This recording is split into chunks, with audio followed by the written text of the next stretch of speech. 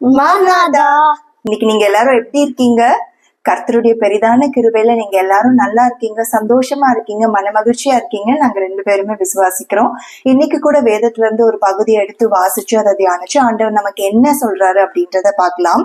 எடுத்துக்கொள்ளுங்க, நீதிமொழிகள் 23வது அதிகாரம் 1, 2, 3 வசனங்கள். Proverbs chapter 23 verse 1, 2 and 3 படிக்கிறீங்களா? Okay. When you sit down to dine with a ruler, consider carefully what is before you, and put a knife to your throat.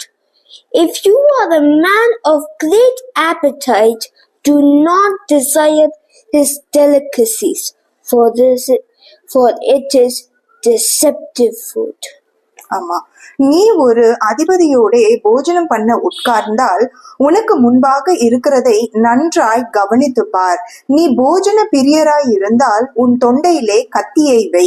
அவனுடைய ருசியுள்ள பதார்த்தங்களை இச்சியாதே, அவைகள் கள்ள போஜனமே அப்படின்னு சொல்லிட்டு ஆண்டவராகிய கர்த்தர் இன்றைக்கு நம்ம கிட்ட பேசிட்டு இருக்காரு. இது சாதாரணமா நம்மளுடைய பிசிக்கல் ஃபுட்டா இல்லாம நம்ம ஆவிக்குரிய வீதியில பார்க்கும் பொழுது இது ஆவிக்குரிய போஜனம். ஆவிக்குரிய போஜனம்னா என்ன? கர்த்தருடைய வசனங்கள் இல்லையா? இந்த பைபிள்ல குறிப்பிடப்பட்டிருக்கிறதான அநேக வேத வசனங்கள்.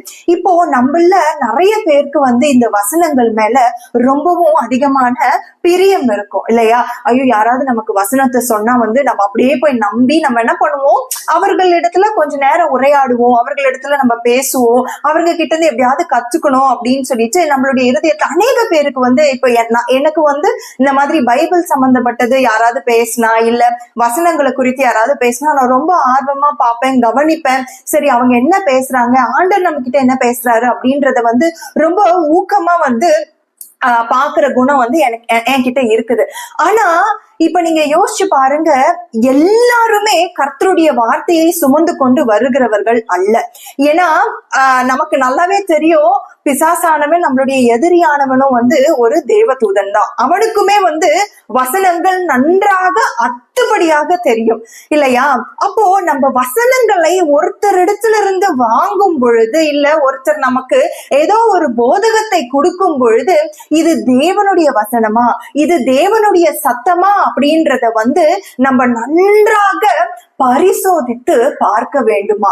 அந்த மாதிரி இப்ப நம்ம இதுல குறிப்பிடப்பட்டிருக்கிறது மாதிரி, நீங்க ஒரு அதிகாரி கூட ஒரு போஜனம் பண்ணுகிற அப்படின்னு சொல்ற பொழுது, அதிகாரி அப்படின்றது யாருன்னா இந்த போதகத்தை சொல்லுகிறவர்கள். நம்ம எல்லாருக்குமே தெரியும், கர்த்தர் நம்மளை ராஜாக்களும் ஆசாரியர்களுமாக தான் அழைத்திருக்கிறார். அப்போ இந்த போஜன பிரியர் ஒரு அதிகாரியோட உட்கார்ந்து இருக்கிறான் அப்படின்னா, வசனத்தின் மேல ஆர்வம் உள்ள ஒரு மனிதன் வசனத்தை சொல்லுகிறவருக்கு முன்னாடி உட்கார்ந்து இருக்கும் பொழுது, அந்த வசனத்தை சொல்லுகிறவர்கள் பரிசுத்த ஆவியின் மூலியமாக நம்ம கிட்ட சொல்றாங்களா, இல்ல வேற ஒரு ஆவியை சுமந்து கொண்டு அதை நம்ம இடத்துல சொல்லுகிறார்களா அப்படின்றத நம்ம கவனமாக சோதித்து பார்க்க வேண்டுமா? பவுலே சொல்றாரு, என் வாயிலிருந்து வரக்கூடிய வார்த்தையை கூட நீ என்ன பண்ணணுமா, சோதித்து பார்த்து நலமானதை பற்றி கொள்ளுங்கள் அப்படின்றதான் பவுலும் சொல்லுகிறாரு. நம்ம எல்லாருக்குமே தெரியும், ஆண்டவர் 40 நாள் கடுமையாக விரதம் இருந்து இயேசு கிறிஸ்துவானவர் ரொம்பவே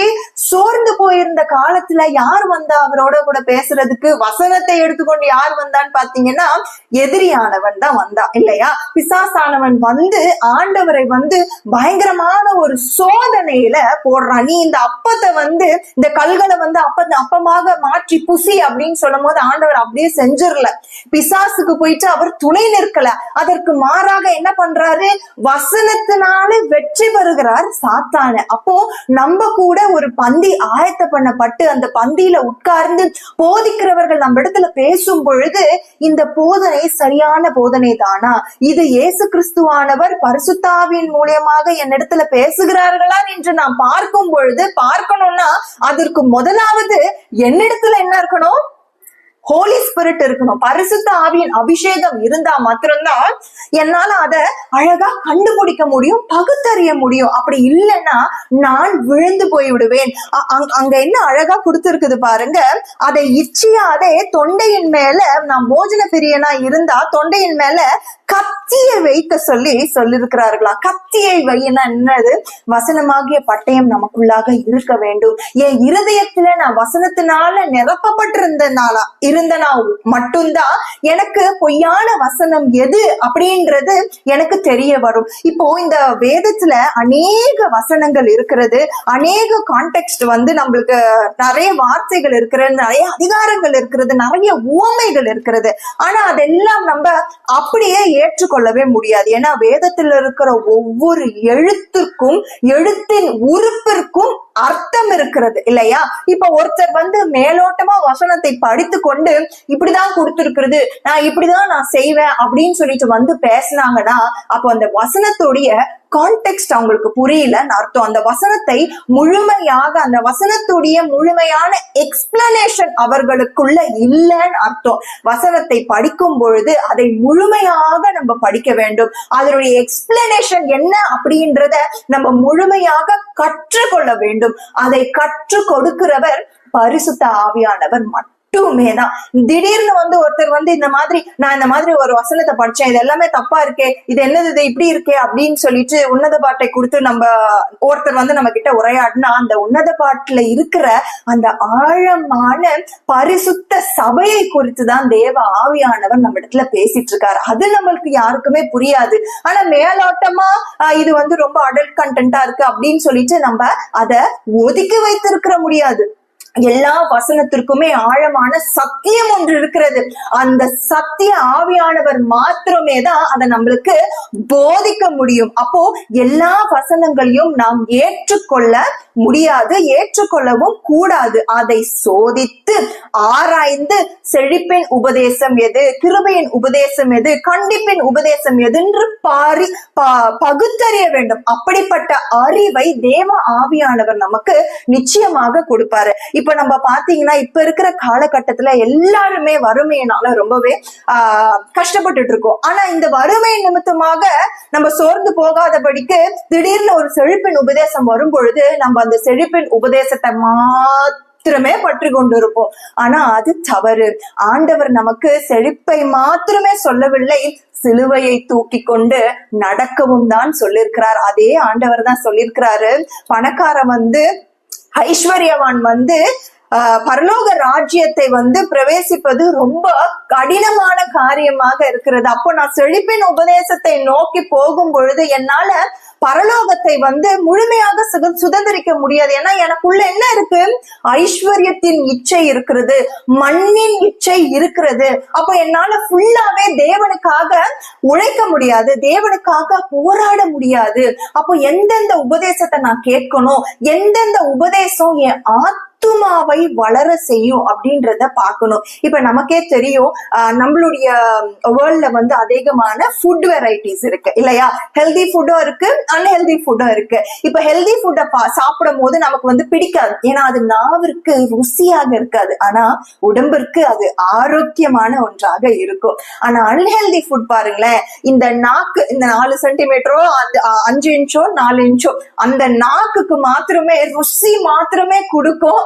ஆனால் அது நம்மளுடைய உடம்புக்கு ரொம்பவே பேடாக இருக்கும். அது சாப்பிட்ட உடனே நமக்கு தெரியுமா? சாப்பிட்ட உடனே நம்ம உடம்புக்கு பேடுன்னு தெரியுமா? இல்ல, அது அதிகமா நான் சாப்பிடும் போது, அதிகமா அதை நான் உட்கொள்ளும் பொழுது ஒரு பீரியட் ஆஃப் டைம், ஒரு லாங்கோ பீரியட் ஆஃப் டைம்க்கு அப்புறம் தான் அது என் உடம்புக்கு கேடு அப்படின்றது எனக்கு தெரிய வரும். நம்ம அந்த அளவுக்கு இந்த ஒரு உபதேசத்தை கொண்டு போகாமல், கெட்ட உபதேசத்தை நமக்கு கொண்டு போகாமல் ஆரம்பத்திலேயே அதை நம்ம கட் பண்ணி எடுத்துடணும். அப்பதான் என்னுடைய ஆத்துமா லாங் டேர்மா நல்லா இருக்கும். எனக்கு நித்திய ஜீவ காலம் நான் உயிரோடு இருக்க வேண்டும். தேவ ஆவியானவருடைய நித்திய ஜீவனை, கர்த்தருடைய நித்திய ஜீவனை நான் பெற்றுக்கொள்ள வேண்டுமானால் நான் ஹெல்தியான ஆகாரத்தை சாப்பிட வேண்டும்.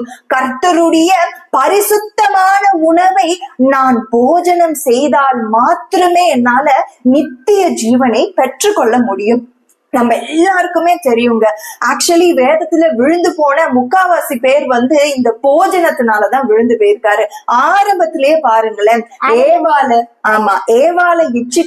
ஏவாளை இச்சித்தது ஒரு பழம்தான். அந்த பழத்தின் மேல் அவர்கள் ஆசை கொண்டு அதை இச்சித்து அவர்கள் நித்திய ஜீவனை இழந்து போய்விட்டார்கள். அதே மாதிரி நீங்க நோவாக்கு வாங்கல, நோவாவும் இந்த திராட்சை ரசத்தினால வெறி கொண்டு அவன் தன் நிலை அறியாமல் அவன் அப்படியே விழுந்து கடந்திருந்தான். அவருடைய வீழ்ச்சியை இந்த ஒரு போஜனத்தினாலனா வந்தது. அதே மாதிரி நீங்க ஏசா யாக்கோபு அவர்களை எடுத்துக்கொள்ளுங்க. யாக்கோபு விட்டு கொடுத்தாரு, ஏசா அதை இச்சித்து பெற்றுக்கொண்டார். பயற்றங்கூட இச்சித்து அதை பெற்றுக்கொண்டார். அது நிமித்தமாக அவன் புத்திர சுவிகாரத்தின் அந்த ஐஸ்வர்யத்தை அவன் எழுந்து போனான். கர்த்தர் அவனை வெறுத்தாராம். அப்படி ஒரு வார்த்தையை நம்ம வேதத்துல வாசிக்கிறோம். எதனால?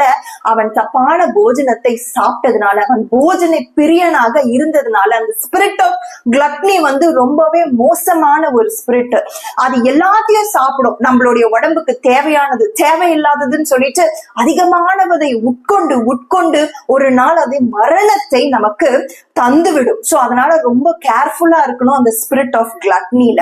நம்ம இன்னொரு உவமையும் பார்க்கலாம். மத்தேயு 24வது அதிகாரம் 23வது வசனத்துல நம்ம வாசிக்கும் பொழுது, மத்தேயு 25வது அதிகாரம் 24வது வசனம்.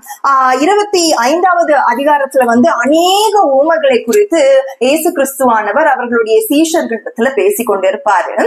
ஆனா ஒரு உவமை எதை பத்தி குறிக்கும்னா, 10 தாலந்து உள்ளவன், 5 தாலந்து உள்ளவன், 1 தாலந்து உள்ளவன் அப்படின்னு சொல்லிட்டு அநேக டேலண்ட்ஸ், அந்த பேரபிள் ஆஃப் டேலண்ட்ஸ பத்தி அவங்க சொல்லியிருப்பாங்க. அதுல 24வது வசனத்தை நம்ம கவனமா பார்க்கும் பொழுது இங்க பாருங்க, ஒரு தாலந்தை வாங்கினவன் ஆண்டவனே, நீ விதைக்காத இடத்திலே அறுக்கிறவரும் தெளிக்காத இடத்திலே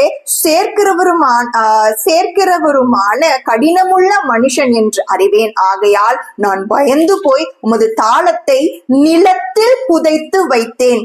இதோ உம்முடையதை வாங்கிக் கொள்ளும் என்று ஆண்டவர் இடத்துல போய் கொடுக்கிறான். ஆக்சுவலி 5 தாலந்து 10 தாலந்து வாங்கினவர் என்ன பண்ணாராம்? அழகா விருத்தி பண்ணி ஆண்டவருக்கு கொடுத்தாராம். அதே மாதிரி 5 தாலந்து வாங்கினவர்கள் என்ன பண்ணாருன்னா அழகா விருத்தி பண்ணி ஆண்டவர் இடத்துல 10 தாலந்தா கொடுத்தாங்களாம். அப்போ 1 தாலந்து வாங்கினவன் என்ன பண்றான்னா, அதை பயந்து என்ன பண்றான்னா, நிலத்தை தோண்டி அந்த மண்ணுக்குள்ள அந்த தாளந்த புதைத்து வைத்திருக்கிறானா. நீங்க ஒண்ணு யோசிக்கணும், ஒண்ணு கவனமாக தெரிந்துக்கணும். யாரு ஒருத்தர் மண்ணை நம்பி இது என்ன காப்பாத்தும்னு உலகத்தை தேடி போகிறார்களோ அவர்களை தேவன் வெறுத்து விடுவார். அவர்களை தேவன் எரிகிற அக்கினிக்குள்ளாக போட்டு விட்டுருவாரு. இந்த தாளந்தை வாங்குறவன் பாருங்க, மண்ணு மேல ஆசை வச்சு இந்த மண்ணு என்ன காப்பாத்தும், இந்த மண்ணு தேவன் வரும் பொழுது என்ன அவர்கிட்ட கொண்டு போய் சேர்த்துரும்னு சொல்லிட்டு உலகத்தின் மேல இச்சையா இருக்கிறவர்கள் உலகத்துல போயிட்டு நான் திருப்பி தேவனிடத்துல வந்துருவேன்னு நினைச்சா அது நிச்சயமா நடக்கவே நடக்காது. தேவனிடத்துல பிரியமா இருக்கிறவர்கள் உலகத்தை வெறுக்க வேண்டும். உலகத்தை வெறுக்காவிட்டால் தேவனிடத்துல என்னால பிரியமா இருக்கவே முடியாது. Nobody can serve two masters.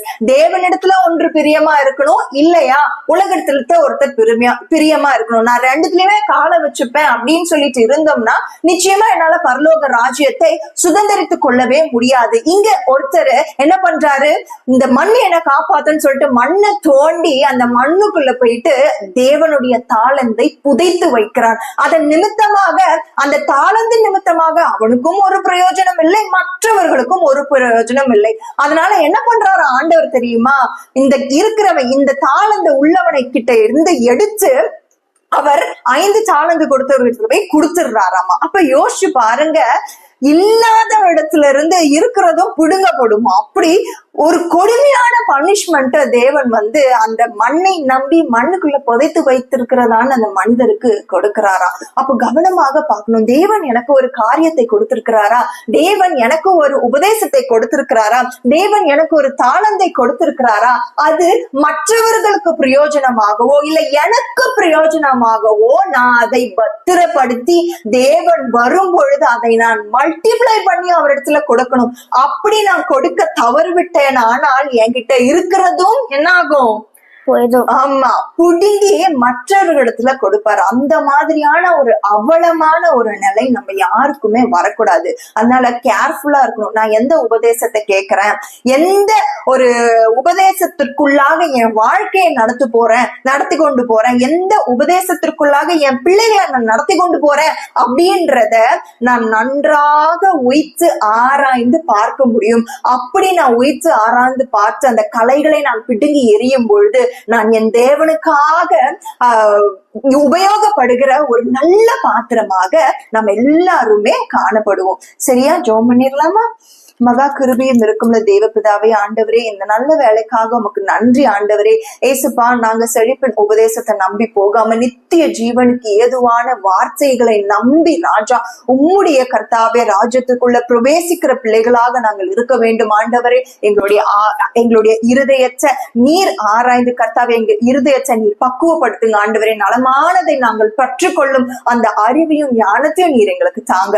உங்களுடைய கரத்துல அப்பா இந்த செய்தியோ அப்பா இதை கேட்டுக்கொண்டிருக்க ஒவ்வொரு பிள்ளைகளுடைய கரத்துல ஒப்பு கொடுக்கிற நீர் அவர்களுக்கு ஞானத்தை தந்து போதை தருளுங்க. மீட்பர் இயேசு கிறிஸ்துவின் நாமத்தினால ஜெபத்தை கேட்டருளுங்க என் ஜீவனுள்ள நல்ல பிதாவே.